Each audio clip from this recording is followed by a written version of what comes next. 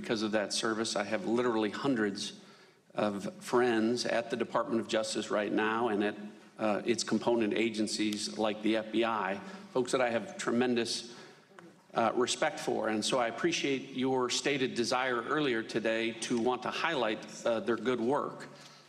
And for the new members of the Judiciary Committee, an oversight hearing is typically where that would take place, where an Attorney General would give an accounting of the work of 115,000 men and women in the Justice Department and provide some idea of the vision with respect to the department's priorities like drug and human trafficking, preventing terrorism, reducing gun and gang violence. Now, earlier this week, my colleagues on the other side of the aisle indicated that they had a great desire to reduce gun violence in this country. In fact, we had an 8-hour hearing with 6 witnesses that talked about the need to reduce gun violence in this country.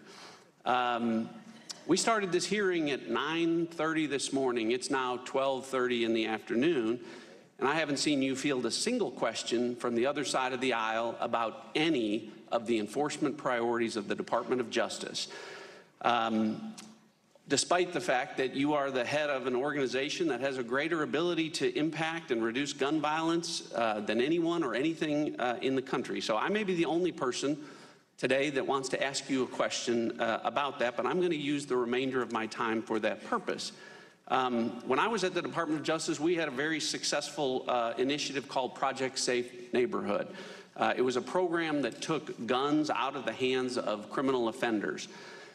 It was a successful program that was killed by the Obama administration. The Obama Justice Department ended it. I understand that it has been reinstated during the Trump administration. I'd like you to inform us about its progress as well as any other measures or programs or enforcement priorities of the Department of Justice with respect to reducing gun violence in this country. Thank you, Congressman. As you know, we served as United States attorneys together until you went into politics and I went into private practice. I want to talk specifically, and it's a really good question, about Project Safe Neighborhoods. In 2017, the Attorney General Sessions announced the expansion of Project Safe Neighborhoods, which encourages U.S. attorneys' offices to work specifically with their unique communities they serve to develop a customized crime reduction strategy.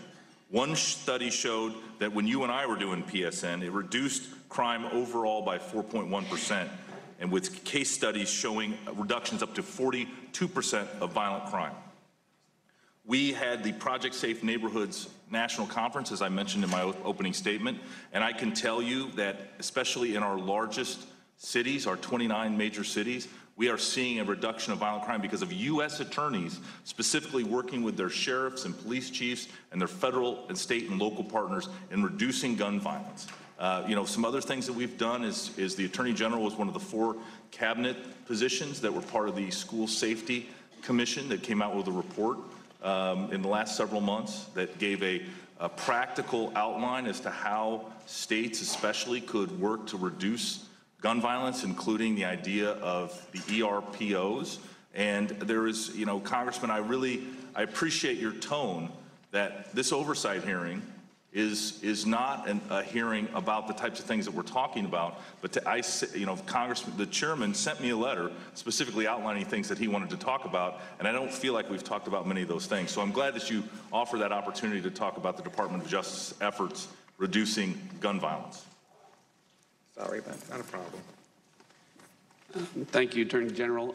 I'd like to yield the remainder of my time to Congressman Jordan. I appreciate the gentleman yielding. Mr. Whitaker, are there any other memos